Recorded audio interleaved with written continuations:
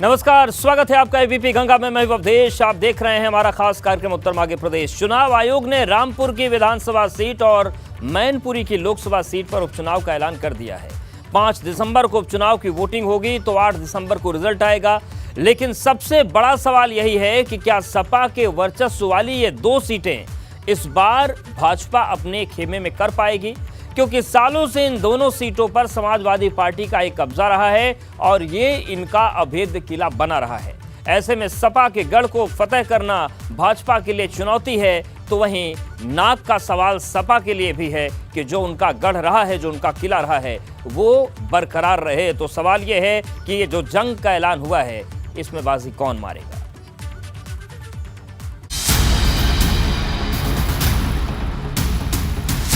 उपचुनाव की तारीखों का ऐलान, रामपुर और मैनपुरी का घमासान। किस पार्टी की कैसी है तैयारी, कौन पड़ेगा किस पर भारी। कहीं विरासत, कहीं वर्चस्व की जंग, मतदाता किसके संग। किसे मिलेगा जीत का संदेश, उत्तर मांगे प्रदेश। तो सवाल अब यही है कि जो चुनावी जंग है उसका ऐलान हो गया है, तारीख सामने आ गई हैं, लेकिन आखिर इसमें जीत किसे मिलेगी, क्योंकि चुनौतियां सभी के सामने हैं और इन चुनौतियों से पार पाना भी जरूरी है, क्योंकि अभी एक उपचुनाव जो हुआ है उसका रिजल्ट कराने वाला है। लेकिन आज भी घोषणा हो गई है मैनपुरी लोकसभा की। रामपुर विधानसभा उपचुनाव की 5 दिसंबर को वोटिंग होगी, 8 तारीख को नतीजे सामने आ जाएंगे। लेकिन निगाहें सभी की इन्हीं सीटों पर हैं, क्योंकि ये दोनों ही सीटें ऐसी हैं जो समाजवादी पार्टी का गढ़ रही, कोई उनको हिला नहीं पाया है। और इन सब के बीच तमाम अपडेट्स भी लगातार आ रहे हैं। मैनपुरी में चुनाव क्यों हो रहा है, वो आपको पता है कि नेताजी का निधन हुआ। उपचुनाव की तारीख का ऐलान हो गया है, चुनाव आयोग ने ऐलान कर दिया है। रामपुर सदर पर उपचुनाव हो रहा है और 5 दिसंबर को चुनाव है, 8 दिसंबर को मतगणना होगी। वहीं आजम की सदस्यता जाने पर यह चुनाव हो रहा है। रामपुर में मैनपुरी की लोकसभा सीट पर उपचुनाव इसलिए हो रहा है क्योंकि नेताजी का निधन हुआ और उसके बाद वो सीट खाली हो गई है, तो उपचुनाव की स्थिति वहां पर भी बन गई है।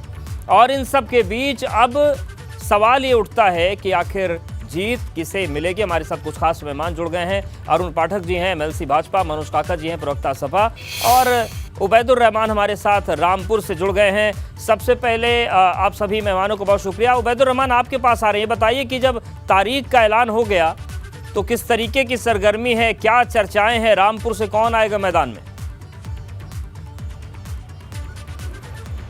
अवधेश, रामपुर से समाजवादी पार्टी से कौन आएगा ये तो आजम खान तय करेंगे, लेकिन रामपुर और मैनपुरी दोनों समाजवादी पार्टी के गढ़ माने जाते हैं। एक जो है अखिलेश यादव का गृह जनपद है और एक आजम खान का गृह जनपद है, तो समाजवादी पार्टी के दोनों नेताओं के सामने बहुत बड़ी चुनौती है। वहीं भारतीय जनता पार्टी की कोशिश ये है कि आजम खान जिस सीट से 10 बार विधायक रहे हैं, अब क्योंकि उपचुनाव हो रहा है तो जिस तरह से लोकसभा उपचुनाव में भारतीय जनता पार्टी ने रामपुर में अपना कमल खिलाया था, इसी तरह वो शहर सीट पर भी विधानसभा उपचुनाव में भाजपा की कोशिश रहेगी कि वो यहाँ पर कमल खिलाए। जिस तरह से भाजपा के प्रदेश अध्यक्ष ऐलान कर चुके हैं कि सभी सीटों पर कमल खिलाना है, तो ये रामपुर का जो रण है वो बहुत दिलचस्प होने वाला है। और इस बार आजम खान के पास जो ऑप्शन है वो बहुत कम हैं, यानी कि उनके बेटे जो अब्दुल्ला आजम हैं वो खुदस्वार सीट से विधायक हैं, आजम खान चुनाव लड़ नहीं सकते। उनकी जो पत्नी है तंजीन फातिमा, वो चुनाव लड़ सकती हैं, लेकिन उन पर भी बहुत सारे मुकदमे हैं और मुकदमों की सुनवाई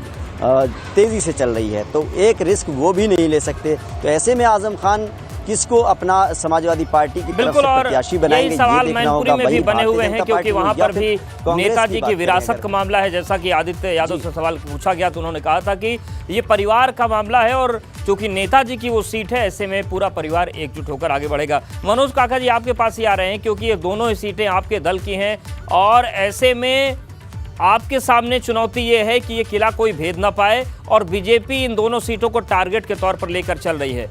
किस तरीके से देख रहे हैं, क्योंकि अब तो तारीखें सामने आ गई? आज देश के निर्वाचन आयोग ने तारीखों का घोषणा किया है। 5 को चुनाव होगा और 8 तारीख को परिणाम आएंगे। इसको लेकर के समाजवादी पार्टी कि रामपुर में भी, और चूंकि वो नेताजी की कर्मभूमि रही है, जन्मभूमि भी, तो पूज्य नेताजी के सीट पर वहां की जो पूरी जनमानस है मैनपुरी की, वो चाहे किसी भी धर्म जाति संप्रदाय के एक एक लोगों के मन में पूज्य नेताजी के प्रति अथाह सम्मान और प्यार है, तो वहां कुछ कहना नहीं है। पार्टी बहुत जल्दी ही अपने प्रत्याशियों की भी घोषणा कर देगी और समाजवादी पार्टी की तैयारी